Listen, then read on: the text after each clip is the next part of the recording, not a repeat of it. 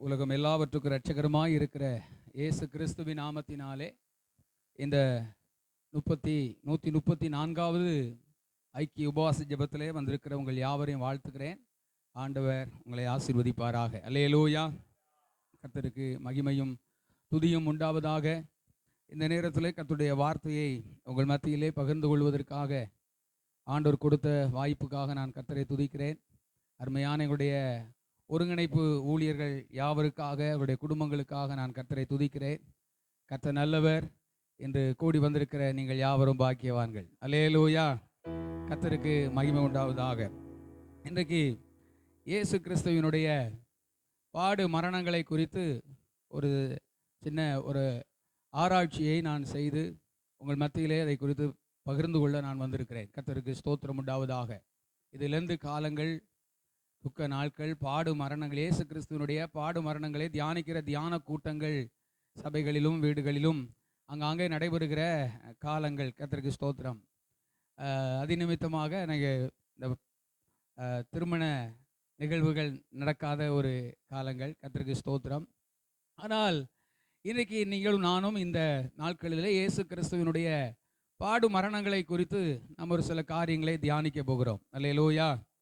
போன முறை நான் இந்த ஐக்கிய உபவாச ஜெபத்திலே ஆண்டவர் எனக்கு ஒரு வாய்ப்பை கொடுத்த போது தேவனுடைய சமூகத்திலே நாம் மறுரூபம் ஆவதை குறித்தும், கிறிஸ்துவினுடைய வருகையிலே அந்த உயிர்த்தெழுதலிலே நாம் பங்கு பெறுவதை குறித்தும் தியானிக்க ஆண்டவர் உதவி செய்தார். அதை தொடர்ந்தே சில காரியங்களை தியானிக்க நான் ஜெபத்தோடு அமர்ந்திருக்கும் போது ஆண்டவர் இந்த பாடு மரணங்களை குறித்து உள்ள வசனங்களுக்கு என்னுடைய சிந்தையை திருப்பி என்னை ஆண்டவர் ஆராய்ந்து பார்க்க வைத்தார். எனக்கு பிரயோஜனமாக இருந்த ஒரு சில விஷயங்களை நான் உங்கள் மத்தியிலே நான் கொண்டு வந்திருக்கிறேன். கர்த்தருக்கு மகிமை உண்டாவதாக. ஒருவேளை நிறைய வசனங்களை வாசிக்கிறது மாதிரி இருந்தாலும் கர்த்தருக்கு ஸ்தோத்திரம். நீங்கள் கொஞ்சம் சலிப்பில்லாமல் நீங்கள் எடுத்து வாசிக்க உங்களை அன்போடு கேட்கிறேன்.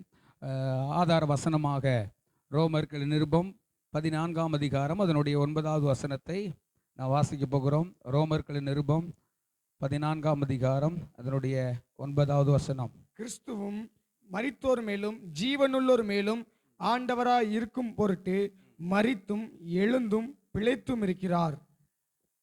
கிறிஸ்துவும் அவர் மரித்தும் எழுந்தும் பிழைத்தும் இருக்கிறார். எதற்காக அப்படின்னா, அவர் மரித்தவர்கள் மேலும் ஜீவனுள்ளவர்கள் மேலும் ஆண்டவராய் இருக்கும் பொருட்டு எல்லா ஜனங்களுக்கும் எல்லா ஜீவராசிகளுக்கும் ஆண்டவராய் இருப்பதற்கு தகுதியுள்ள ஒரு தெய்வம் நம்முடைய ஆண்டவராகிய இயேசு கிறிஸ்து. அல்லேலூயா. உண்மையான தெய்வம் அப்படின்னு சொன்னா மனுஷனுடைய பாடுகளை ஏற்றுக்கொண்டு அந்த பாடுகளிலிருந்து மனுஷர்களுடைய பாவ பிடியிலிருந்து மனுஷர்களை விடுதலையாக்குவதற்கான எல்லா கிரியைகளையும் செய்கிற தெய்வம் தான் உண்மையான தெய்வம். அல்லேலூயா.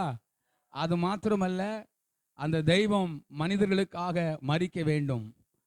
பாவ மன்னிப்பு, ரத்தம் சிந்துதல் இல்லாமல் பாவ மன்னிப்பு இல்லை. ஆகவே மனிதனுடைய பாவம் மன்னிக்கப்பட வேண்டும் என்றால் ரத்தம் சிந்த வேண்டும். உண்மையாக தன்னுடைய ரத்தத்தை சிந்தி பாடுபட்டு மரணத்திற்கும் தன்னை ஒப்பு கொடுத்த தெய்வம் இயேசு. அல்லேலூயா. கர்த்தருக்கு ஸ்தோத்திரம். அவர் மரித்து மண்ணோட மண்ணாக போயிரல. அவர் மரித்து அப்படியே மறைந்து போயிரல. அவர் 3ஆம் நாளிலே உயிரோடு கூட எழுந்தார். இன்றைக்கும் உயிரோடு கூட இருக்கிறார். அல்லேலூயா. அதனாலதான் அவர் மரித்தும் எழுந்தும் பிழைத்தும் இருக்கிறார். ஆகவேதான் அவர் மரித்தவர்கள் மேலும் ஜீவனுள்ளவர் மேலும் ஆண்டவராய் இருப்பதற்கு, இரட்சகராய் இருப்பதற்கு, வானத்திலும் பூமியிலும் ஒரே தேவன், மெய்யான தேவன் இயேசு என்பதற்கு ஒரே தகுதி. அவர் மனுக்குலத்தின் மீட்புக்காக மரித்தார். அவர் அடுத்து என்ன செய்தாரு? எழுந்தார், பிழைத்தும் இருக்கிறார். அல்லேலூயா. கர்த்தருக்கு ஸ்தோத்திரம். பிழைத்தும் இருக்கிறார் என்றால் வாழ்ந்து கொண்டிருக்கிறார். பிழைப்புன்னு சொன்னாலே நம்ம வாழ்கிற ஒரு அனுபவம். கர்த்தருக்கு மகிமை உண்டாவதாக. அருமையான தேவ பிள்ளைகளே, 2000 வருஷத்துக்கு முன்பதாக ஆண்டவராக இயேசு கிறிஸ்து கல்வாரி சிலுவையிலே வந்து அவர் நம்முடைய பாவ சாபங்களுக்காக தன்னை தியாக பலியாக ஒப்பு கொடுக்கும் முன்பதாக, உங்களுக்காக எனக்காக இயேசு மரிப்பதற்கு முன்பதாக சிலுவை அப்படின்னு சொன்னாலே ஒரு சாபமாக இருந்தது. சிலுவை என்று சொன்னாலே ஒரு சாப சின்னமாக இருந்தது. மிகுந்த ஒரு மன்னிக்க முடியாத கொடூர குற்றம் செய்தவர்களை, சபிக்கப்பட்டவர்களை தான் அந்த சிலுவையிலே அறைவார்கள். இன்னைக்கு நம்முடைய இந்திய தேசத்தில் எப்படி ஒரு தூக்கு கயிறு, தூக்கு மரம் அது கொடூர ஒரு குற்றம் செய்தவர்களுக்காக விதிக்கப்படுகிற ஒரு கொடூர தண்டனையாக இருக்கிறதோ, அது மாதிரி அன்றைக்கு ரோம அரசர்களால ஒரு கொடுமையான கடுமையான ஒரு மரண தண்டனை விதி விதிக்கப்பட்டிருந்தது. அது சிலுவையிலே அடித்து கொள்ளுவது. அந்த அந்த கடுமையான அந்த கொடூர மரணத்தை ஆண்டவராகிய இயேசு கிறிஸ்துவுக்காக நியமித்தார்கள். அவர் ஒரு குற்றம் கூட செய்யவில்லை. இரவு பகலாக அவரை அலக்களித்து அவரை விசாரித்த அத்தனை தேசாபதிகளும் ஸ்தானாபதிகளும் எத்தனை அதிகாரிகளும் அவங்க முடிவிலே சொல்லுகிறார்கள், இவர் இந்த நீதிமான், இவரிடத்தில் ஒரு குற்றமும் நாங்கள் காணவில்லை என்று சொல்லி, ஒரு குற்றம் கூட காணவில்லை என்று இவர் நிரபராதின்னு சொன்ன பிறகும் அவரை சிலுவையிலே அடிப்பதற்காக ஒப்பு கொடுத்தார்கள். எதற்காக? உங்களுடைய என்னுடைய பாவத்திற்கு பரிகாரம் வேண்டுமென்றால் பரிசுத்தமான ஒரு தேவனுடைய ரத்தம் சிந்தப்பட வேண்டும். அல்லேலூயா. அது தேவனுடைய திட்டம். ஆகவே அந்த பிதாவின் சித்தத்தின்படி இயேசு தன்னுடைய பரிசுத்த ரத்தத்தை சிந்தினார். சிந்தின பிறகு அவர் சிலுவையிலே மரித்த பிறகு பார்த்தீங்கன்னா அந்த சிலுவை சின்னமே ஆசீர்வாத சின்னம். சாப சின்னமா இருந்தது இப்ப ஆசீர்வாத சின்னமா மாறிடுச்சு. அல்லேலூயா. மரத்திலே தூக்கப்பட்ட எவனும் சபிக்கப்பட்டவன் என்று எழுதியிருக்கிறபடி சபிக்கப்பட்ட ஒரு சின்னமாயிருந்த அந்த சிலுவையை இன்னைக்கு சர்ச்சுகள்ல, கோபுரங்கள்ல, இன்னைக்கு எந்த கிறிஸ்தவங்களா இருந்தாலும் அவங்க தன்னுடைய டாலர் அந்த சிலுவையில போட, ஆவிக்குரிய சபைகளிலும் கூட நான் சிலுவையின் நிழலில் அனுதினம் அடியான் சாய்ந்து இளைப்பாறுகிறேன் என்று சிலுவையை குறித்து நான் மேன்மை பாராட்டுவேன் என்று அப்போஸ்தலனாகிய பவுல் சொல்லுகிறார். கிறிஸ்துவினுடைய சிலுவையை பற்றிய உபதேசம் நமக்கு ரட்சிக்கப்படுகிறவர்களுக்கு தேவ பலனாய் இருக்கிறது. இப்படி தேவனுடைய அந்த மரணத்தின் நிமித்தமாக, இயேசு கிறிஸ்துவினுடைய அந்த கல்வாரி தியாகத்தின் நிமித்தமாக அந்த சாபம் ஆசீர்வாதமாக மாறினது. அல்லேலூயா. இன்னைக்கும் இந்த பகல் நேரத்திலே நம்முடைய வாழ்க்கையில் இருக்கிற எந்த பகுதியில எப்படிப்பட்ட ஒரு சாபமாயிருந்தாலும், இது இவ்விதமான ஒரு பாரம்பரியமாய் வந்து கொண்டிருக்கிறதே, இவ்வளவு காலகாலமாய் வந்து அனுபவித்துக் கொண்டிருக்கிறேன் என்று சொல்லி நீங்கள் எந்த ஒரு சாபத்திற்குள்ளோ காரியங்களிலோ இருப்பீர்களானால் ஆண்டவர் இயேசு அதை மாற்ற வல்லவராயிருக்கிறார். அல்லேலூயா. கர்த்தருக்கு ஸ்தோத்திரம். இப்படி இயேசு மரித்தபோது அப்போஸ்தலனாகிய பவுல் இயேசு கிறிஸ்துவினுடைய மரணத்தை குறித்து தன்னுடைய நிருபத்திலே, ரோமர்கள் நிருபத்திலே எழுதும்போது அவர் சொல்லுகிறார், கிறிஸ்துவும் அவர் மரித்தோர் மேலும் ஜீவனுள்ளோர் மேலும் ஆண்டவராய் இருப்பதற்காக அவர் மரித்தும் எழும்பியும் அவர் பிழைத்தும் இருக்கிறார். அல்லேலூயா. கர்த்தருக்கு ஸ்தோத்திரம் உண்டாவதாக. இயேசு மரித்தார், இயேசு எழும்பினார், இயேசு அவர் உயிரோடு கூட பிழைத்திருக்கிறார். அல்லேலூயா. கர்த்தருக்கு ஸ்தோத்திரம். இதிலிருந்து நாம் என்ன கற்றுக்கொள்ள போகிறோம்? இன்றைக்கு இயேசு கிறிஸ்துவினுடைய அந்த தியாகமாக இருந்தாலும், அவருடைய வாழ்க்கையா இருந்தாலும், அப்போஸ்தலனாகிய பேதுரு சொல்லும்போது இயேசு கிறிஸ்து நாம் அவரை பின்பற்றி வரும்படியாக நமக்கு மாதிரியை வைத்து போனார் என்று அங்கே சொல்லுகிறார். கர்த்தருக்கு ஸ்தோத்திரம். அந்த வசனத்தை நாம் வாசிக்க போகிறோம். 1 பேதுரு 2ஆம் அதிகாரம் அதனுடைய 21வது வசனத்தை வாசிக்கலாம்.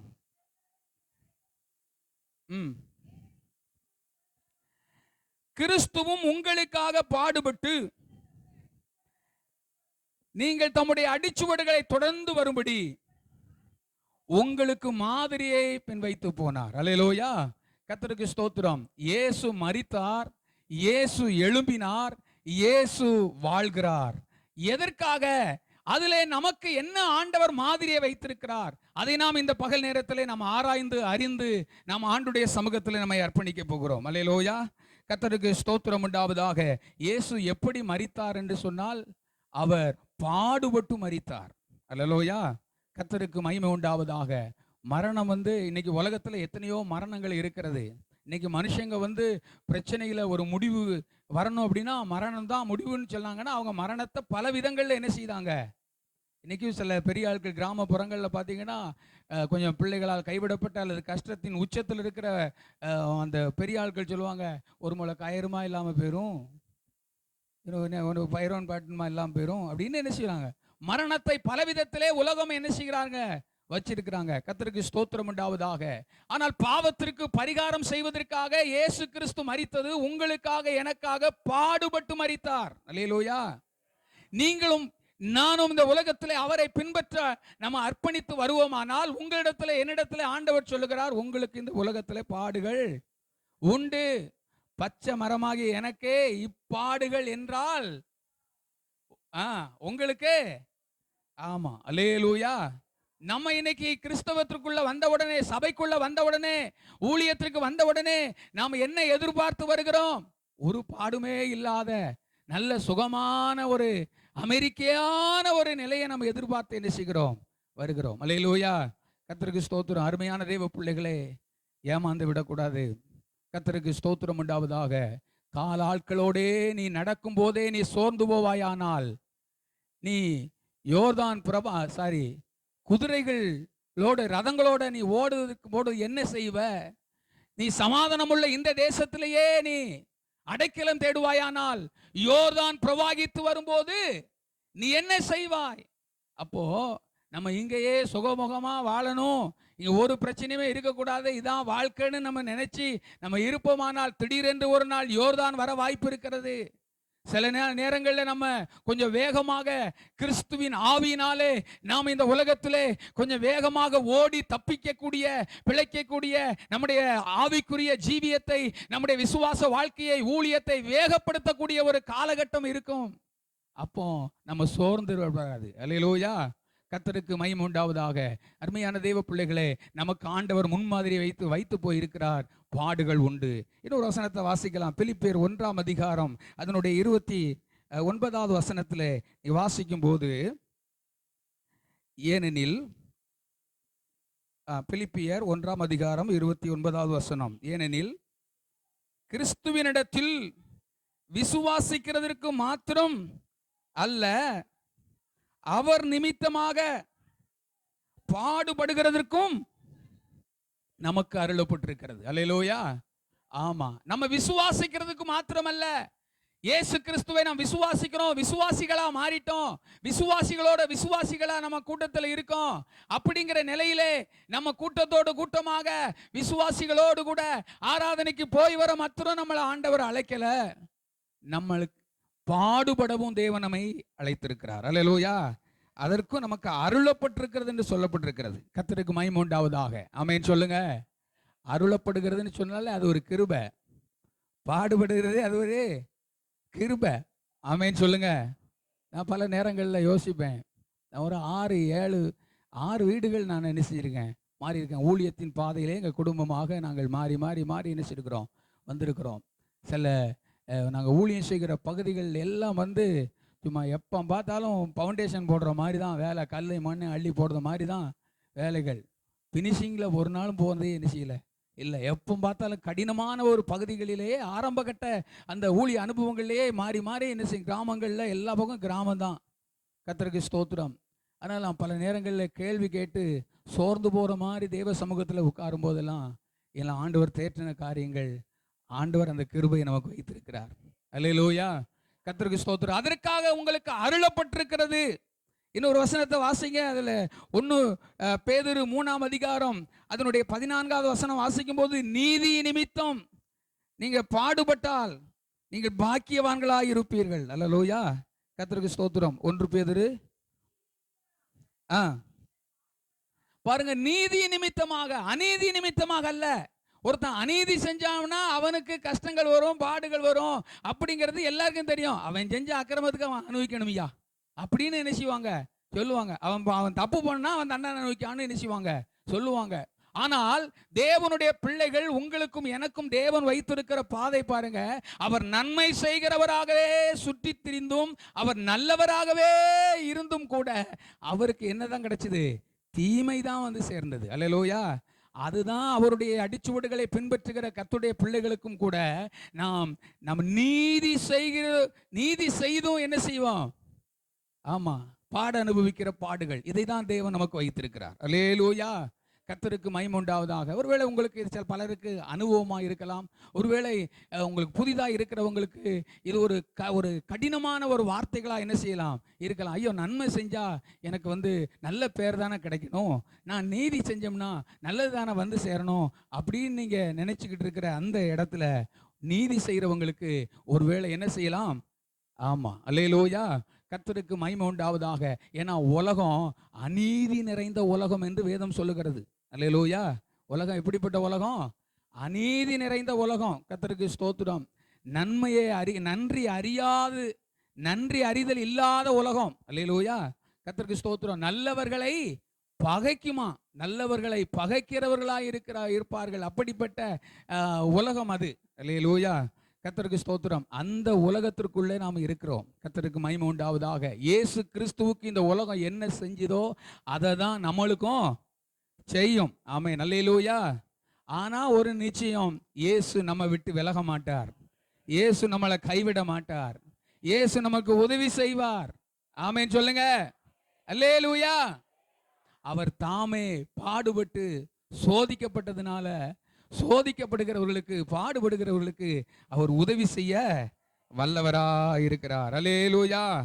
இன்னொரு வசனத்துல பாருங்க, அதுல 1 பேதுரு 4ஆம் அதிகாரத்துல 16ஆம் வசனத்துல வாசிக்கிறோம், கிறிஸ்தவனாய் இருப்பதனால் பாடுபட்டால். பாருங்க, கிறிஸ்தவனாய் இருக்கிறதுனாலே ஒரு பாடு. கிறிஸ்தவனாய் அதனால நிறைய இடங்கள்ல விசுவாசிகள் சொந்தக்காரங்க வீடு ஃபங்க்ஷன்களுக்கு போறதுக்கே என்ன செய்யறாங்க? வெக்கப்படுறாங்க. ஏன்னா அங்கே எல்லாரும் நிந்திக்கிறவங்களா இருப்பாங்க. காதில் கழுத்தில் நான் எல்லாம் கலத்திட்டேன், அங்கே போனால் எல்லாரும் என்ன பண்ணுவாங்க? வைவாக, ஏசுவாங்க. அதனால் நான் என்ன செய்யறதில்ல, எங்கள் வீட்டு ஃபங்க்ஷனுக்கே நான் போகிறதில்ல பாஸ்டர் அப்படின்லாம் சொல்கிற விசுவாசியை நான் பார்த்துருக்கேன். கர்த்தருக்கு ஸ்தோத்திரம். அருமையான தேவ பிள்ளைகளை, இதெல்லாம் கிறிஸ்தவனாய் இருப்பதினாலே கிறிஸ்துவின் நிமித்தம் ஏற்படுகிற பாடுகள். இந்த பாடு தேவன் நமக்கு நியமித்தது, தேவன் நமக்கு ஏற்படுத்தினது. இந்த பாடுகளுக்கு தேவன் பலனை வைத்திருக்கிறார். ஆமென் சொல்லுங்க. எல்லாத்துக்குமே ஒரு பலன் உண்டு. மனுஷன் செய்கிற தீமைக்கு பலன் இருக்கு, நன்மைக்கும் பலன் இருக்கு. ஆமென் சொல்லுங்க. ஆமா. அதனால கிறிஸ்துவின் நிமித்தம் பாட அனுபவிக்கிறவர்களுக்கு பச்சை தண்ணி கொடுத்தா கூட பலனை கொடுக்கிற ஆண்டவர் நம்முடைய ஆண்டவர். பலன் அவருக்காக பாட அனுபவிச்சா சும்மா விட்டுறாங்க. பச்சை தண்ணி கொடுத்தாலே எழுதி வச்சிருப்பாரு, இத்தனை செம்பு தண்ணி கொடுத்துருக்கா அப்படின்ட்டு. அந்த தெய்வம் தான் நம்முடைய தெய்வம். அவருடைய நாமத்தின் நிமித்தம், அவருடைய பிள்ளைகள் என்கிற பெயரின் நிமித்தம், நீங்க கிறிஸ்தவர்களாய் மாறினது நிமித்தம், நீங்க கிறிஸ்துவை ஆராதித்தது நிமித்தம், கிறிஸ்துவ ஆலயத்திலே கிறிஸ்துவோடு ஐக்கியப்பட்டது நிமித்தம் உங்களுக்கு ஒரு பாடு வருமானால், அது சொந்த பந்தங்களா இருக்க மூலமா இருக்கட்டும், நீங்க வேலை செய்யற இடத்துல இருக்கட்டும், யார் ஒருத்தரா இருக்கட்டும், ஆண்டவர் உங்க கூட இருந்து உங்களுக்காக யுத்தம் செய்வார். ஆமென், அல்லேலூயா. என் பிரியமே, நீ ரூபவதி, நீ முள்ளுகளுக்குள்ள இருந்தாலும் நீ லீலி புஷ்பமா என்ன செய்த? ஆமா, எனக்கு பிரியமானவள் நீ பாடுகளுக்குள்ள இருந்தாலும் என் பார்வைக்கு நீ அருமையானவள், அதனால் நீ கனம் பெற்றாய். அல்லேலூயா. கர்த்தருக்கு மகிமை உண்டாவதாக. ஆகவே நம்முடைய ஆண்டவர் நமக்கு பாடுகள் உண்டுன்னு சொல்லியிருக்கிறார்.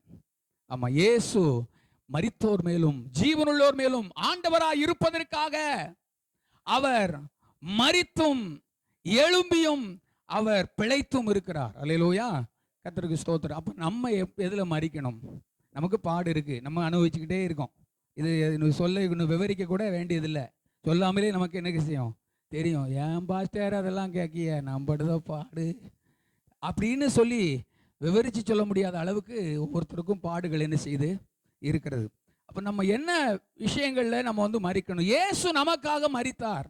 நாம் மரிக்க வேண்டிய அந்த மரணத்தின் பாதையிலே போக வேண்டிய அந்த அவரை பின்பற்றக்கூடிய அடிச்சுவடுகள் எங்கே இருக்கிறது அப்படின்றது நம்ம கொஞ்சம் ஆராய்ச்சி பார்க்க போறோம். 1 பேதுரு எதுல மரிக்க வேண்டும்? 1 பேதுரு 2ஆவது அதிகாரம் 24ஆவது வசனத்தை வாசிக்கலாம்.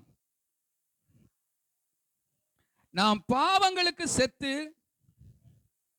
நீதிக்கு பிழைத்திருக்கும்படிக்கு அவர் தாமே சரீரத்திலே நம்முடைய பாவங்களை சிலுவையின் மேல சுமந்தார், அவருடைய தழும்புகளால் குணமானீர்கள். இந்த வசனம் நமக்கு ரொம்ப அறிமுகமான வசனம். அவருடைய தழும்புகளால் குணமானீர்கள். வியாதின்னு சொன்னாலே இந்த வசனத்தை வச்சு நம்ம ஜெபம் பண்ணுவோம். இந்த வாக்குத்தத்தம் எல்லாருக்கும் பிடித்தமான, எல்லாரும் எதிர்பார்க்கிற ஒரு நல்ல இந்த வாக்குத்தத்தம். அல்லேலூயா, கர்த்தருக்கு ஸ்தோத்திரம். ஆனா யாருக்கு இந்த வாக்குத்தத்தம் பலிக்கும் அப்படின்னா அதை முழுசா பார்க்கணும். அந்த வசனத்துல பாருங்க, நாம, அல்லேலூயா, யாரு? வேற யாரோ ஒருத்தவங்க பாவத்துல, அவங்க பாவத்துக்கு செத்து நீதிக்கு பிழைப்பாங்க, உங்க வியாதி சுகமாயிரும் இல்ல. நம்ம பாவத்திற்கு செத்து நீதிக்கு, அப்ப பாவத்துக்கு என்ன செய்யணும்? சாகணும். அல்லேலூயா, கர்த்தருக்கு மகிமை உண்டாவதாக. அருமையான தேவ பிள்ளைகளே, பாவம் செய்கிற ஆத்துமா சாகும். அது ரெண்டாவது. நம்ம சாக வேண்டிய இடத்துல நம்ம சாகலன்னா நித்திய மரணம் ஏற்படும். ஆனா இங்க நாம் பாவத்துக்கு சாக வேண்டும் என்பதை குறித்து நாம் வாசிப்போமானால் அதுல அடுத்த, அதுக்கு முந்தின வசனத்தில் பாருங்க, அவர் வையப்படும் போது பதில் வையாமலும், பாடுபடும் போது பயமுறுத்தாமலும் செய்தவருக்கு தம்மை ஒப்பு கொடுத்தார். அல்லேலூயா, கர்த்தருக்கு ஸ்தோத்திரம் உண்டாவதாக. இயேசு வந்து ஒப்பு கொடுத்தாரு பாருங்க. நம்ம பாவத்திற்கு மரிக்கிறது அப்படின்னு சொன்னா நம்மளை ஒப்பு கொடுக்கணும். நம்மளை என்ன செய்யணும்? ஒப்பு கொடுக்கணும். கர்த்தருக்கு ஸ்தோத்திரம். பாடுகளுக்கு ஒப்பு கொடுக்கணும். நிந்தையா, அவமானமா, எந்த நம்ம எதிர்பார்க்காத, எந்த ஒரு நம்ம ஏற்றுக்கொள்ள முடியாத கடின ஒரு பாதையா இருக்குமானால் அதை நாம் என்ன செய்யணும்? ஏற்றுக்கொள்ள வேண்டும். அதற்கு நம்மளை ஒப்பு கொடுக்கணும். அல்லேலூயா, கர்த்தருக்கு ஸ்தோத்திரம் உண்டாவதாக. பாவத்திற்கு செத்து, ஒரு பாவம் செய்கிற, இப்போ செத்த மனுஷன் ஏதாவது கொடுத்தா வாங்குவானா? செத்த மனுஷன், அவனுக்கு உயிரோடு இருக்கும்போது பாயாசம் தான் அவனுக்கு ரொம்ப பிடிக்கும் வச்சுக்கோங்க. செத்த பிறகு அவன்கிட்ட கொண்டு பாயாசத்தை நீங்கள் சட்டி சட்டியாக கொண்டு போய், ஐயா நீங்கள் பிரியப்பட்ட பாயாசத்தை போட்டு வந்திருக்கேன் ஐயா குடிங்கன்னா குடிப்பாங்களா? ஏன்னா அவங்க செத்துட்டாங்க. எவ்வளவு பாயாசம் கொடுத்தாலும் குடிக்க மாட்டாங்க. எவ்வளவு விலை உயர்ந்த வஸ்திரம், அவங்களுக்கு பிடித்தமான எண்ணத்தை கொடுத்தாலும் அதுக்கு பிறகு அவங்களுக்கு அதுல நாட்டமும் இல்லை, அதுல பிரியமும் இல்லை. அதை அவங்க அனுபவிக்கிறதுக்கு அவங்க தயாரா இல்லை. ஏன்னா அவங்க என்ன செய்யிட்டாங்க? அல்லேலூயா, இப்படி ஒரு அனுபவத்திற்குள்ள கிறிஸ்துவின் நிமித்தம் நீங்களும் நானும் பாவத்துக்கு சாக வேண்டும். அல்லேலூயா, கர்த்தருக்கு ஸ்தோத்திரம் உண்டாவதாக. பாவம்னா என்னங்கிறத முதல்ல தெரியணும். கர்த்தருக்கு ஸ்தோத்திரம். நீங்க ஆவிக்குரிய வரங்களிலே, ஆவிக்குரிய கனிகளில் நம்ம பார்க்கும்போது, கலாத்தியர் 5ஆம் அதிகாரத்திலே ஆவியின் கனிகளிலே பார்க்கும்போது, கர்த்தருக்கு ஸ்தோத்திரம், அதை நீங்க வாசிங்க. 24வது வசனத்தை வாசிங்க. கிறிஸ்துவினுடையவர்கள் தங்கள் மாம்சத்தையும் அதன் ஆசை இச்சைகளையும் சிலுவையில் அறைந்திருக்கிறார்கள். மாம்சத்தின் கிரியைகள், ஆவியின் கனிகள், இதெல்லாம் சொல்லி வரும்போது ஒருவன் வந்து கிறிஸ்துவினுடையவர்களா இருப்பாங்கன்னா அவங்க எப்படி கனி கொடுக்க முடியும்? எப்படி கனி கொடுக்கிறவர்களா மாறுவாங்க அப்படின்னா அவங்க ஏற்கனவே தங்களுடைய ஆசை இச்சைகளை, மாம்சத்தை சிலுவையிலே என்ன செய்திருக்கிறாங்க? அறைந்திருக்கிறார்கள். அல்லேலூயா, கர்த்தருக்கு ஸ்தோத்திரம் உண்டாவதாக. அருமையான தேவ பிள்ளைகளே, சிலுவையில் அரைஞ்ச பிறகு எவ்வளவு காரியம் இருக்கட்டும், என்னதான் இருக்கட்டும், நம்ம செத்தாச்சு அப்படின்னா அதுக்கு பிறகு நமக்கு அதுல நமக்கு ஒண்ணுமே என்ன செய்யாது, தெரியாது. கர்த்தருக்கு ஸ்தோத்திரம் உண்டாவதாக. இன்னைக்கு நமக்கு கிறிஸ்துவின் நிமித்தம் நம்ம சாவுக்கு நம்ம ஒப்பு கொடுத்தான் வருகிறோம். மரணத்திற்குள்ளான ஞானஸ்தானம் என்று சொல்லப்பட்டிருக்கிறது. ஞானஸ்தானம் கொடுக்கும் போதே நம்ம என்ன பண்ணுகிறோம்? நம்மை மரணிக்க ஒப்பு கொடுக்கிறோம். என்ன மரணம்? பாவத்துக்கு மரணம். பழைய மனுஷனுக்கு செத்து, அந்த அநீதியான மனுஷனுக்கு செத்து நீதிக்கு பிழைக்கிற. இதுல எத்தனை பேர் ஞானஸ்தானம் எடுத்து இருக்க? கை வைத்துங்க வைப்போம். உங்களுக்கு கொஞ்சம் ஈஸியா புரியும் வைப்போம். அதனால எனக்கு கஷ்டம் இல்லை. கர்த்தருக்கு ஸ்தோத்திரம். சரி, ஞானஸ்தானம் எடுத்த எல்லாருக்குமே தெரியும் ஞானஸ்தானம் என்பது என்ன. பழைய பாவத்தெல்லாம் விட்டுட்டு கிறிஸ்துவுக்குள் புதிய சிருஷ்டியாக்கப்பட்ட புது மனுஷனாக மாறியவர்களுக்கு தான் ஞானஸ்தானம். அல்லேலூயா, கர்த்தருக்கு ஸ்தோத்திரம் உண்டாவதாக. பழைய மனுஷன் சொன்னா பழைய பகை, கசப்பு, பொறாமை, எரிச்சல், பொய், களவு, காமவிகாரம், இந்த நிறைய துர்க்குணமான காரியங்கள் எல்லாவற்றையும் விட்டு இப்ப நான் என்ன செய்யிட்டேன்? மனம் மாறிட்டேன். நான் இப்ப ஆண்டவர் பிள்ளை ஆயிட்டேன். நான் இப்ப என்ன செஞ்சேன்? முன்ன மாதிரி கிடையாது. என் பேச்சு மாறிடுச்சு, என் உடைகள் மாறிடுச்சு, என்னுடைய பார்வை மாறிடுச்சு, என்னுடைய வாழ்க்கை மாறிடுச்சு, நான் இப்போ ஆண்டவர் பிள்ளையா மாறிட்டேன். அவங்களுக்கு தான் எதை கொடுக்குறோம்? ஞான ஸ்நானம். அல்லேலூயா, கர்த்தருக்கு ஸ்தோத்திரம் உண்டாவதாக. அப்போ நீங்களும் நானும் எதுல மரிக்கணும்? பாவத்துக்கு மரிக்கணும்.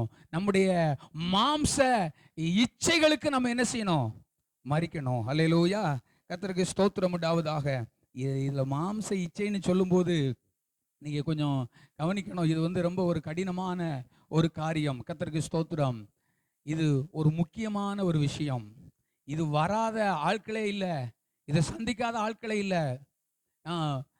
ஆதாமை குறித்து பார்க்கும்போது அந்த மத்தேயு அந்த அட்டவணையில பாத்தீங்கன்னா அங்கே ஆதாமை குறித்து இவர் தேவனுடைய குமாரன் அப்படின்னு சொல்லப்பட்டிருக்கு. அல்லேலூயா, கர்த்தருக்கு ஸ்தோத்திரம். எல்லாரையும் அவங்கவங்க அப்பா பேரை போட்டிருக்கு. ஆனா ஆதாமுக்கு யாரு அப்பா? வானத்தையும் பூமியும் உண்டாக்கின சர்வ வல்லமையுள்ள தேவன், பரிசுத்தமும் நீதியும் உள்ள சாயல் நிறைந்தவர், அவருடைய அந்த தகப்பனுடைய பிள்ளையாய் வந்தவன் ஆதாம். ஏவாள், அவங்க 2 பேரும் முழு உலகத்திற்கும் அதிபதியாக அதிகாரியாக ஆண்டவர் மாற்றி இருக்கிறார். அவங்களை ஆண்டவர் ஆசீர்வதிச்சிருக்கிறார். ஒரு குறையும் இல்லாம அவங்களை ஆண்டவர் ஆசீர்வதிச்சிருக்கிறார். நம்மெல்லாம் போய் ஜவுளி கடையில் ஓடி ஓடி ஜவுளி எடுக்கணும். உடுத்தினால மறுபடியும் இணைஞ்சிரும், பழசாயிரும், கிழிஞ்சு போயிடும். மறுபடியும் என்னத்துக்கு அதுக்கு கவலைப்படணும்? அவங்களுக்கு ஒரு கவலை கிடையாது. தேவன் மகிமையினால் மூடி இருந்தார். அவர் தம்முடைய அந்த வெளிச்சத்தினால் ஆண்டவர் மூடி இருந்தார். அல்லேலூயா, கர்த்தருக்கு ஸ்தோத்திரம். யாருக்குமே கிடைக்காத வஸ்திரம் அவங்களுக்கு கிடைச்சிருந்தது. அல்லேலூயா, கர்த்தருக்கு மகிமை உண்டாவதாக. ஆண்டவர் அதைத்தான் உடுத்திருக்கிறார். அந்த ஒரு ஸ்லாக்கியத்துக்குள்ள அவங்க மாறி இருந்தாங்க. கர்த்தருக்கு மகிமை உண்டாவதாக. ஒரு குறை இல்லைங்க. சாயங்காலமும் காலையிலும் குளிர்ச்சியான நேரத்துல ஆண்டவர் அவங்க கூட என்ன செய்வாரு? உலாவுவாரு. அவங்க ஆண்டவரோடு பழகுனாங்க, பேசுனாங்க. அப்படி ஒரு நல்ல ஒரு ஸ்லாக்கியம் பெற்றவங்க அவங்க. கர்த்தருக்கு மகிமை உண்டாவதாக. அவங்க மூலமா தான் இந்த உலகம் எல்லாம் ஆசீர்வதிக்கப்பட போகுது. ஒரு பெரிய தேவ தரிசனம், தேவ திட்டம் ஆண்டவருக்கு அவங்கள குறித்து இருந்தது. ஆண்டவருடைய இருதயமே அவங்க தான், ஆண்டவருடைய சொத்தே அவங்க தான். அதனால ஆண்டவர் அவங்க கூட வந்தாரு. அவங்கள பார்த்து பார்த்து ரசிச்சாரு. இது நல்லா இருக்கு, நல்லது நல்லது நல்லதுன்னு கண்டு அப்படியே ரசிச்சு, நம்ம எப்படி நம்ம செல்ல பிள்ளைகளை அப்படியே பேச வச்சு அழகு பார்ப்போம், தவளை விட்டு அழகு பார்ப்போம், ஓட விட்டு அழகு பார்ப்போம். இந்த மாதிரி தேவனுடைய செல்லமாயிருந்து வளர்ந்தவங்க. ஆனா அவங்க ஒரு நாள் ஒரு கண்ணுனால அவங்க பார்த்தாங்க, பார்க்க கூடாதத பார்த்தாங்க. சரி பார்த்தா ரைட்டு, ஆனா இச்சிக்கப்படத்தக்கதா இருக்கு. அவங்களுக்கு என்ன வந்துருச்சு? இச்சை வந்துருச்சு. இச்சையோட பார்த்தாச்சு. இதுக்கு முன்னால அது பார்த்ததுதான். இதுக்கு முன்னாலே அந்த பழம் அங்கதான் என்ன செய்யுது? இருந்துச்சு. ஆனால் இன்னைக்கு இவங்களுடைய பார்வை எப்படிப்பட்ட பார்வையா வந்துருச்சு? எப்போதும் பார்க்கிற மாதிரி பார்க்கல. பழம் எப்போதும் இருக்க மாதிரி தான் இருக்கு, உலகம் எப்போதும் இருக்கிற மாதிரி தான் இருக்கு. ஆனால் எப்பொழுது நமக்குள்ளே இச்சை உருவாகுமோ, ஒரு தவறான பார்வை, இல்ல நம்ம ஒரு உலகத்தை அல்லது உலகத்தில் உள்ளவைகளை நம்ம பார்ப்போமோ, அன்னைக்கே வந்துருச்சு வேண. அல்லேலூயா, கர்த்தருக்கு ஸ்தோத்திரம்.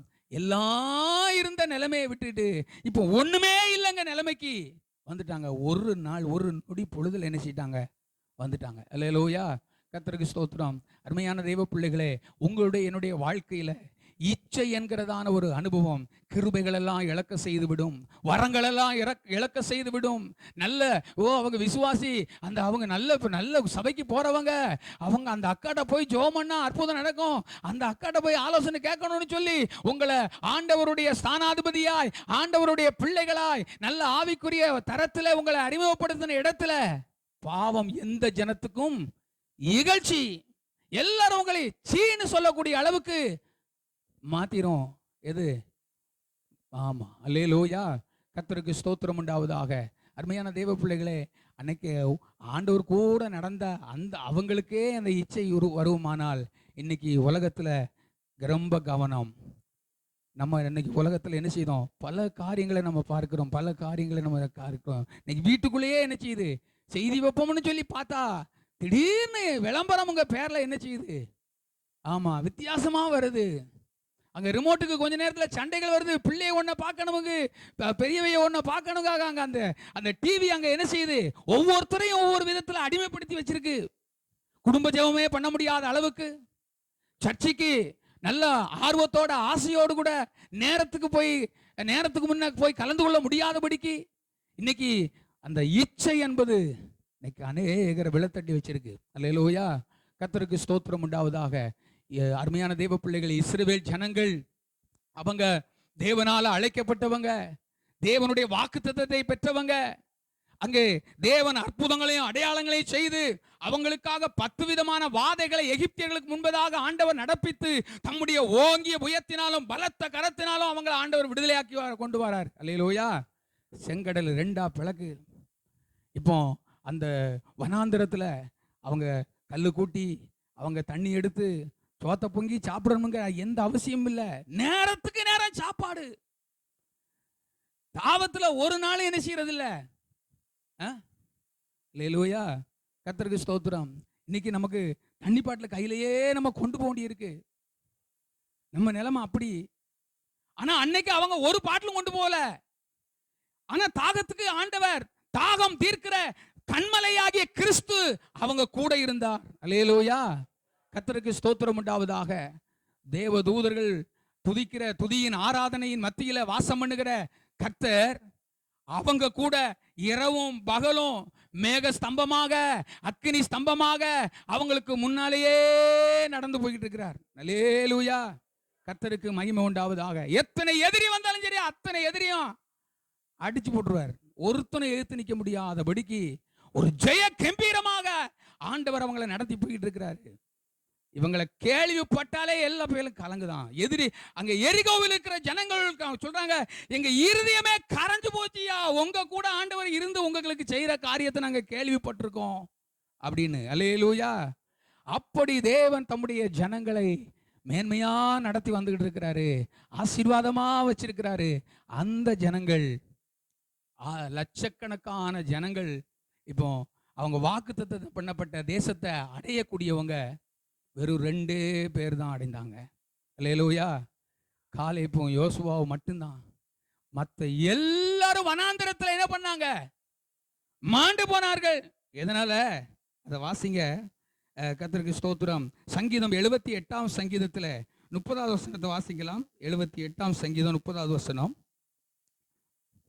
அவர்கள் தங்கள் இச்சைகளை வெறுக்கல. இன்னைக்கு நீங்களும் நானும் இச்சை வரும், இச்சை இருக்கும். எல்லாருக்குமே உணர்வு, இச்சை என்பது அது ஒரு உணர்வு. அது ஆசை என்பது எல்லாருக்குமே என்ன செய்யும்? இருக்கும். ஆனால் அதை என்ன செய்யணும்? வெறுக்கணும். தவறான உணர்வுகளை. பேராசை, பெரிய ஆசை பெருநஷ்டத்தை கொண்டு வந்துடும்.